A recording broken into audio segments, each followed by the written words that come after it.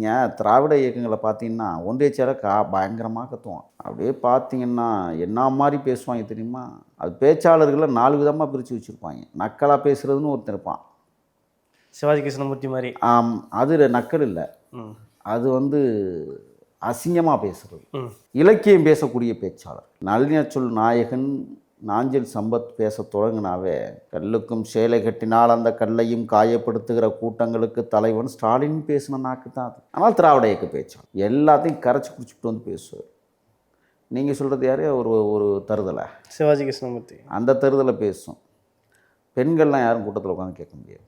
இரட்டை வசனங்கள். வெற்றி கொண்டான் பேசுவார்ல, அதனுடைய வாரிசு. ஆனால் நீங்கள் இன்னொன்று இருக்குது, வைகோ பேசுகிற பேச்சு. அது எப்படி இருக்குன்னு சொன்னால், அத்தானி மண்டபங்கள் குழு குழுங்க பேச்சை கேட்ட பிரதமர்களே நாடாளுமன்றத்தை விட்டு ஓடி ஒளிந்த காட்சி. இலக்கியங்களை தொடுகிற போது நிடநாட்டு மன்னனும் எதிர்ப்ப நாட்டு மன்னன் வீமனுடைய மகளும் காதல் புரிந்த கதையை பேசுவார். சிசிலியில் பிறந்து அர்ஜென்டினாவில் வளர்ந்து கியூபாவில் போராடி பொலிவிய காடுகளில் மாண்டு போன மகத்தான மாவீரன் எர்னஸ்டோ சேகுவேராவை பற்றி பேசுவார். ஈழ தாயகத்தில் நடைபெற்று கொண்டிருக்கிற போர் தந்திர முறைகளை புட்டு புட்டு வைப்பார்.